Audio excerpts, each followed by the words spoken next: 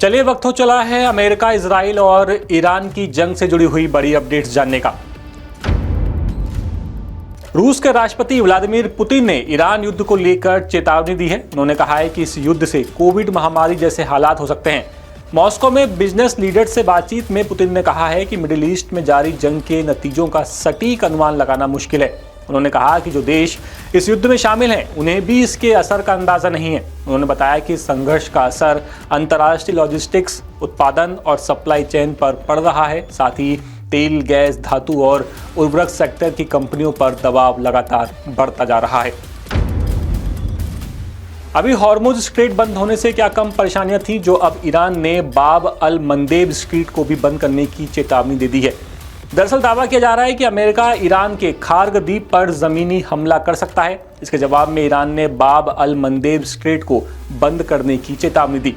बता दें कि बाब अल मंदेब रेड सी का एंट्री पॉइंट है। ये रेड सी को अरब सागर से जोड़ता है। स्वेज नहर तक जाने वाले जहाज इसी रास्ते से गुजरते हैं। दुनिया का करीब 12% तेल की सप्लाई इसी रास्ते से होती है। ये दुनिया का चौथा सबसे बड़ा शिपिंग रूट है। बाब अल मंदेब अफ्रीकी देश जिबूती में मौजूद अमेरिकी मिलिट्री बेस इस स्ट्रेट से सिर्फ 30 किलोमीटर दूर है। अगर बाब अल मंदेब में रुकावट आती है तो मिडिल ईस्ट में चल रहा संघर्ष और बढ़ सकता है। जंग के बीच वैश्विक बाजार में तेल की कीमतों में करीब 5% का उछाल आया है। अंतर्राष्ट्रीय बेंचमार्क ब्रेंट क्रूड 5.2% बढ़कर $107.54 प्रति बैरल तक पहुंच गया है। वहीं अमेरिकी कच्चा तेल वेस्ट टेक्सास इंटरमीडिएट यानी कि WTI भी 4.9% बढ़कर $94.71 प्रति बैरल पर पहुंच गया है। ये तेजी अमेरिका और ईरान के बीच बैक चैनल बातचीत की खबरों के बाद आई है, जिससे सप्लाई को लेकर अनिश्चितता बढ़ गई है। ईरानी मीडिया के मुताबिक देश की संसद यानी वहां की मजलिस हॉर्मुज स्ट्रेट से गुजरने वाले जहाजों पर टोल टैक्स लगाने के प्रस्ताव पर विचार कर रही है।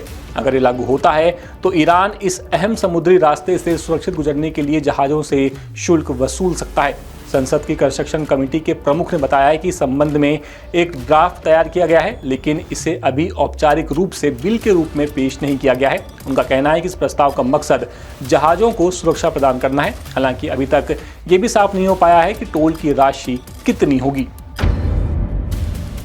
अमेरिकी राष्ट्रपति डोनाल्ड ट्रंप बीते कुछ दिनों से लगातार दावा कर रहे थे कि उनकी ईरान से बातचीत हो रही है, लेकिन दूसरी ओर ईरान अमेरिका के प्रस्तावों को कभी खारिज करता है तो कभी कहता है कि हमसे अमेरिका की कोई बातचीत नहीं हो रही है। साथ ही ईरान ये भी कह रहा है कि उसकी वजह से ट्रंप को बातचीत के रास्ते पर आना पड़ा है। इस बीच डोनाल्ड ट्रंप ने ईरान को चेतावनी दी है कि उन्हें यानी कि ईरान को जल्दी गंभीर होना पड़ेगा, वरना बहुत देर हो जाएगी, फिर वापसी का रास्ता नहीं बचेगा। दरअसल डोनाल्ड ट्रंप ने ईरान को हाल ही में एक 15 सूत्रीय पीस प्लान का प्रस्ताव दिया था, लेकिन ईरान ने इसे स्वीकार नहीं किया। हालांकि ईरान के विदेश मंत्री ने ये जरूर कहा कि ईरान के टॉप लीडर्स अलग अलग प्रस्तावों पर विचार कर रहे हैं, जबकि बाद में ईरान की ओर से 5 शर्तें सामने आई थी।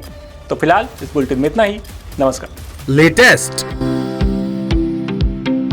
इन्वेस्टिगेटिव और इन डेप्थ खबरें देखने के लिए ज्वाइन कीजिए द सूत्र का व्हाट्सएप चैनल, सब्सक्राइब कीजिए YouTube चैनल, लाइक कीजिए Facebook पेज और पढ़ते रहिए www.daसूत्र.com।